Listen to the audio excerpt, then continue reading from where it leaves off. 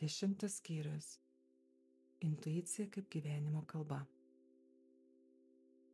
Intuicija šiame etape tampa ne papildomu gebėjimu, o pačia gyvenimo kalba. Ji nebereiškiasi kaip retkarčiais iškylantis nujautimas. Ji tampa nuolatiniu, tyliai veikiančiu vidaus kompasu. Tu nebesėdi sprendimų sankryžose, tu jau jauti kryptį, dar prieš ją išryškėjant. Tavo vidus ima veikti greičiau nei protas. Ne iš skubėjimo, o iš tiesioginio ryšio su tiesa. Kuo daugiau pasitiki šiuo vidiniu balsu, tuo aiškiau girdi jo kalbą. Intuicija nešaukia, ji kviečia.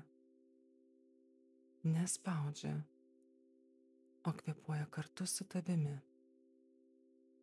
Ji pasireiškia kaip kūno pojūtis, širdies virptelėjimas, sapno vaizdas ar ramybė, kuri atsiranda pasirinkus tinkamai. Ji subtili, bet galinga. Ji neklysta, nes nesiremia baime.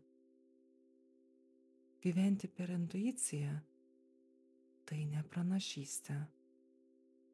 Tai sugebėjimas gyventi gyvame dialoge su gyvenimu. Ne kovoti su likimu, o šokti kartu su juo, klausant neregimų ritmų. Tai išlaisvinta sąmonė.